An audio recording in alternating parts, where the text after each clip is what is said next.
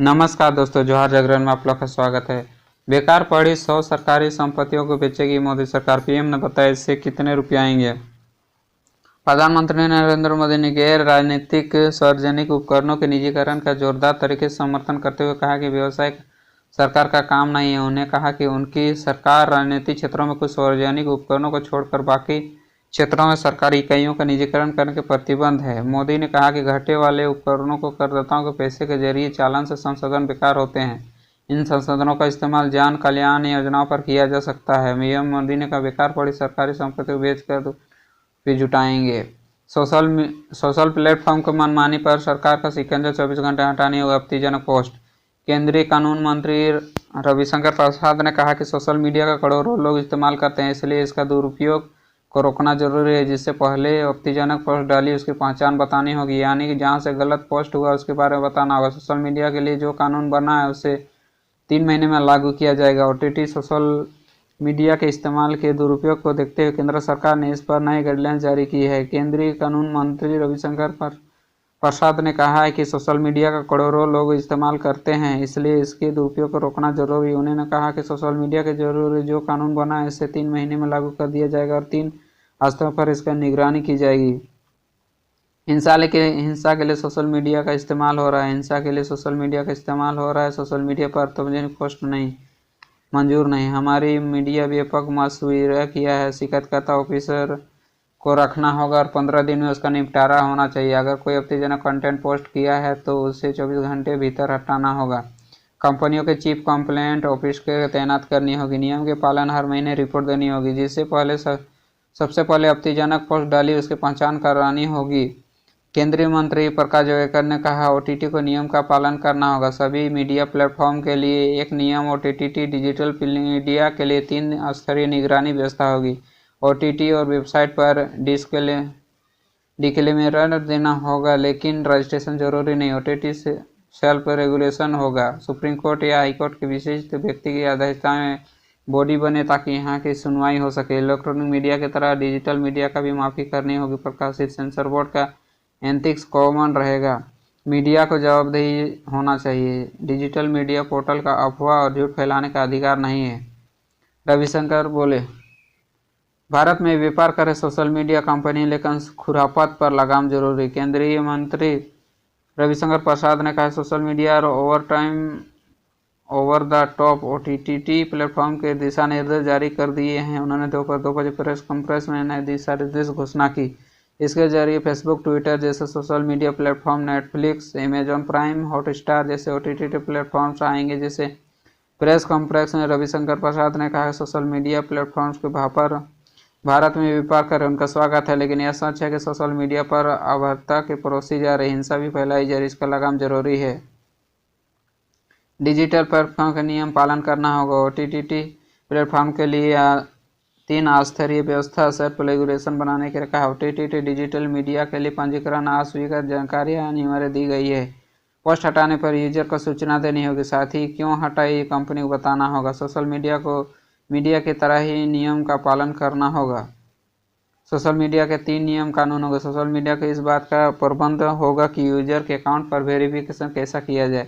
हर महीने में शिकायत कार्रवाई पर रिपोर्ट देनी होगी। 24 घंटे के अंदर आपत्तिजनक पोस्ट को हटाना होगा। अहमदाबाद के नरेंद्र मोदी खेले गए तीसरे टेस्ट में भारत ने दूसरे ही दिन 10 विकेट से हरा दिया। इस जीत के साथ ही भारत ने 4 मैचों के सीरीज में 2 अंक से अजय बढ़त बना ली है। इंग्लैंड ने तीसरी पारी में भारत को 49 रनों का लक्ष्य दी, जिसे इंडिया ने सिर्फ 7 पॉइंट ओवर में बिना विकेट को हासिल किया। रोहित शर्मा 25 गेंद पर 3 चौके 1 छक्के मदद से और नवाद 25 रन और शुभम गिल 31 गेंदों में 1 चौके 1 छक्के के मदद 15 रन नवाद। मोटेरा में खेला गया टेस्ट महज दूसरे ही दिन खत्म हो गया। टेस्ट क्रिकेट के इतिहास में ऐसा 10वीं बार हुआ है जब किसी टेस्ट का नतीजा 2 दिन में निकला है। हालांकि दिलचस्प बात यह है कि इसमें 13 बार इंग्लैंड शामिल रहा है। इन 13 मैचों में इंग्लैंड को 4 बार हार का सामना करना पड़ा। भारत की इस शानदार जीत के हीरो रहे अक्षर पटेल।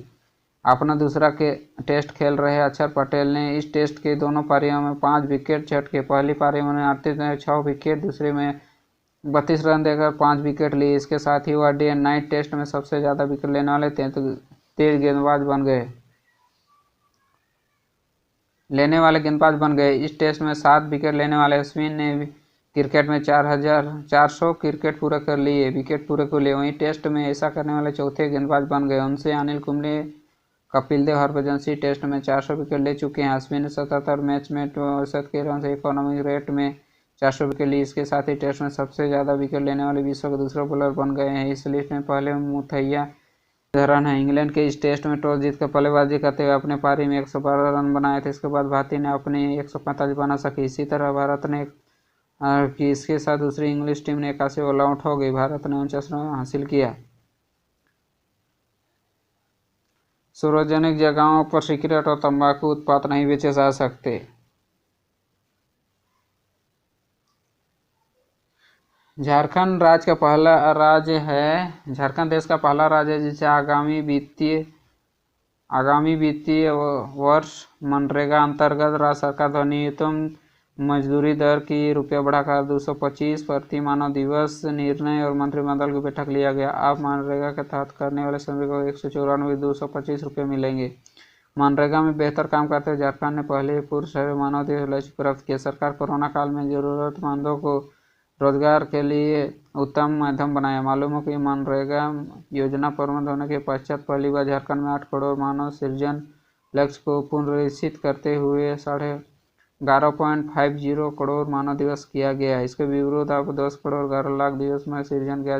राज्य सरकार ने जल संरक्षण के नीलंबर पीतम्बर जल समृद्धि योजना के तहत अब लगभग 2 लाख हेक्टेयर जमीन पर स्ट्रेच मेंढी बंदी का काम कर लिया है। मेड़बंदी बिरसा हरित ग्राम योजना के जरिए 26,000 एकड़ भूमि में फलदार पौधे लगाए जा चुके हैं।